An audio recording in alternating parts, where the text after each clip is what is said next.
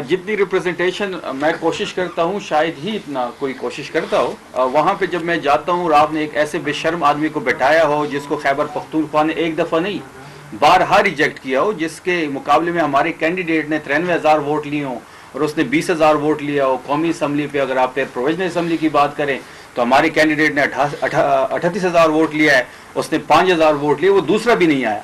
और जहाँ पे मैं अपनी सूबे की कारकर्दगी की बात करता हूँ वो इस पे बात करने को तैयार नहीं होता, वो सिर्फ इल्ज़ाम तराशी के लिए और गालम गलोच के लिए बुलाया जाता है। और वो खैबर पख्तूनख्वा से इस वक्त दुश्मनी कर रहा है। खैबर पख्तूनख्वा की परफॉर्मेंस की हम बात करते हैं, वो कोई और इश्यूज ले आता है, वो उसका काम ही ये है। तो उसके लिए फिर कभी कभी आपको अपना रंग दिखाना पड़ता है।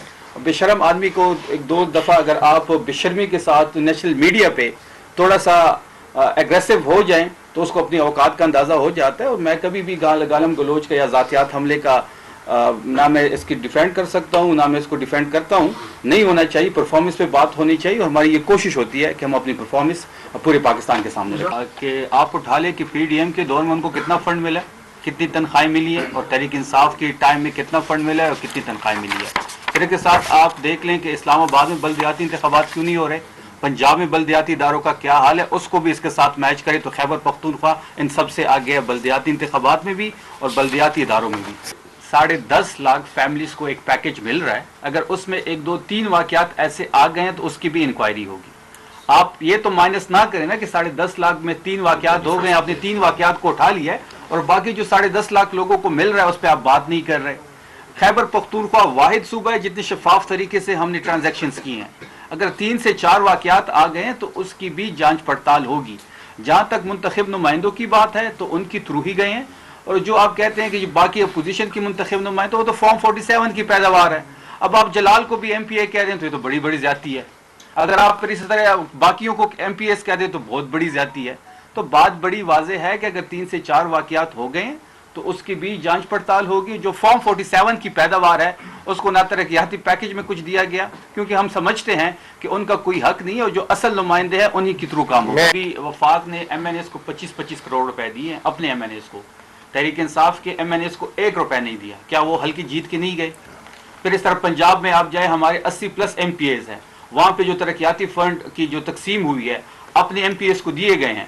80 से ज्यादा जो MPAs है जो तहरीक इंसाफ के हैं उनको 1 रुपया नहीं दिया गया। क्या वो हल्का जीत के नहीं आए? देखिए, पहली बात यह है कि जहां तक ग्राउंड की बात है तो तहरीक इंसाफ की तीसरी हुकूमत है। हमने कुछ काम किया है तो हम तीसरी दफा हुकूमत में हैं। इस सूबे की अगर आप तारीख उठा लें तो कोई दूसरी दफा हुकूमत में नहीं आया। वाहिद तहरीक इंसाफ है जो कि 2013 से लेकर आज तक गवर्नमेंट में है।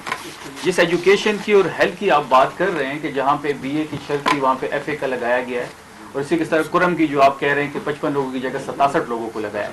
ये दोनों चीज़ों को हम बड़ा क्लोजली मॉनिटर कर रहे हैं और इस पर काम हो रहा है। इस पर एक कमेटी भी बनाई गई है, उसकी रिपोर्ट जल्द पब्लिक कर दी जाएगी। जहाँ तक सफाई और नालों की बात है तो पेशावर के लिए खुशखबरी भी है कि 200 अरब का जो पैकेज आ रहा है पेशावर रिविटलाइजेशन का, तो उसमें आप देखेंगे कि पेशावर को हम पाकिस्तान के बड़े शहरों के मुकाबले में ला खड़ा कर देंगे। और देखिए, बात यह है कि कोताहियाँ भी होती है, कमियाँ भी होती है, लेकिन यह है कि आपकी नीयत काम करने की हो तो अल्लाह ताला मदद करता है। इंशाअल्लाह आप देखेंगे कि ये जो 3 साल रहते हैं सोहेल आफरीदी साहब के CM-शिप के और तहरीक इंसाफ की हुकूमत के, ये तब्दीली की और हकीकी तब्दीली के 3 साल होंगे।